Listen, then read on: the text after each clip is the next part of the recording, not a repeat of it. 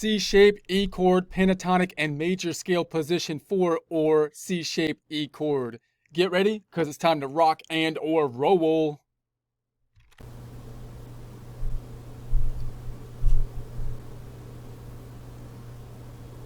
Here we are on our worksheet, noting that we have the top string on top. That's going to be the low E string on top, the one closest to the ceiling, the high E string on the bottom, the one closest to the floor, the 0 representing the open strings, the ones that we would not be fingering if playing, but rather leaving and ringing open, the ones that we would be fingering if indicated, starting on fret 1, 2, 3, 4, and so on, indicated by, in this case, the orange items on down below.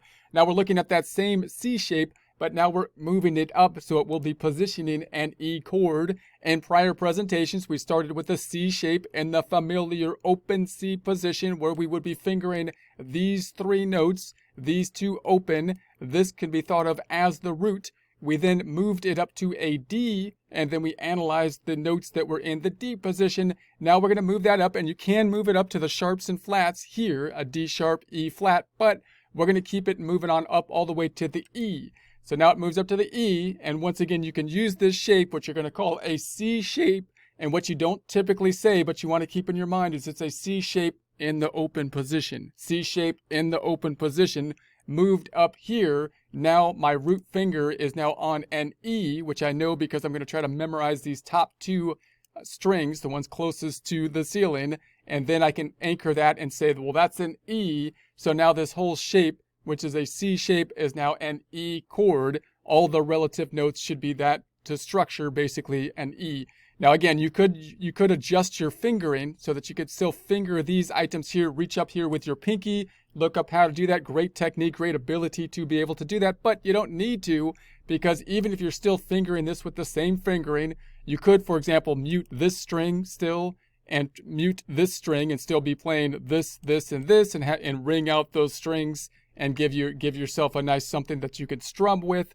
Or you can also basically use this to anchor yourself. That's the other way the other reason you want to know where you are, to be able to arpeggiate with a song, possibly a song that's playing an E chord or in the key of E, and then you could do a different voicing, someone playing down here possibly with that heavy low E. If you know that voicing up here, possibly then you can start voicing it up here, or possibly even down here, and start arpeggiating to complement to the song and give something new to it. Let's see what's going to be in this note. Let's do a little bit of our music theory to make it practical music theory. If we go up top and say, I'm just going to copy from E to E now, E to E for all of my notes, and then apply the whole half kind of progression.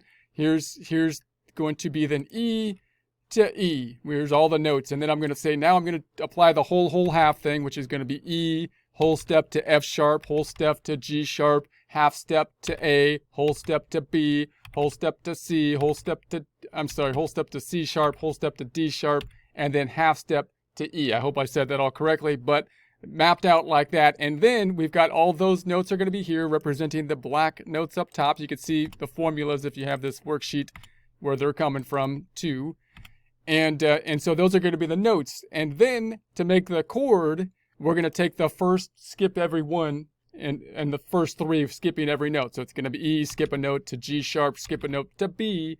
That's going to be representing our chord. So we're going to go over here and say, okay, that's going to be an E, that's going to be a G sharp, we got a B, we got another E, we got a G sharp. Notice you only need 3 notes in order to make the chord. So if I was to try to finger this a little bit differently, if I was able to finger it maybe down here, then I can do a different voicing than most people will be doing when they play an E chord, because they're going to be hitting up here with that heavy E string. If you're playing a whole heavy E, it's a very, deep, full chording, because you're hitting all strings and you got that heavy bass up top. You can complement that possibly by voicing down here something different on the voicing, and you can arpeggiate this kind of thing in different ways in that structure. Now also note that if we looked at our information and we were able to say, okay, well, that means if I was to name this would be the 1, 2, 3, 4, 5, 6, 7 notes in the key of E. And if I was to apply a song and try to write a song in E, it might be then I would choose the chords, if I was in E major, to be the first E would be a major chord if I wanted to choose that one, and then the next F sharp would be a minor, and then it would be G sharp minor, and then a major for the 4 chord, which would be A, and then the 5 would be a major, 6 would be a minor, and again, most people drop the 7th for the diminished. It's not in most popular songs because it's kind of confusing, and a lot of songs play the 1, 4, 5, which are the majors here, E, A, and B. And if you're playing a song that's in the key of E, then you can basically, you can arpeggiate here, and that's one of the things that you can use to complement the song using this position. You don't have to play the full chord as you would in the open position. You use it to help you to kind of position where you are on the fretboard. And also, of course, if you're playing, if the song is progressing to E, A, B, for example, it's still in the key of E, then you could try to move your finger in as it moves, say, to an A. You might move it all the way up here, right? And you'd have the same fingering that you can then use anchoring your position here and possibly be able to use that fingering to do something up in that range for a different voicing. And the same with a B, you can follow it all the way up here. If you have a longer guitar, 12th fret, we're going past where the frets are going to be starting over. But of course, you could go back to the prior components as well. But that's going to be, and then if you're playing, if they're playing a song that's in another chord and has an E in it, then of course, again, you can use this to basically position where your hand's going to be on the fretboard. Let's add to this. Let's say, okay, now I'm going to unhide.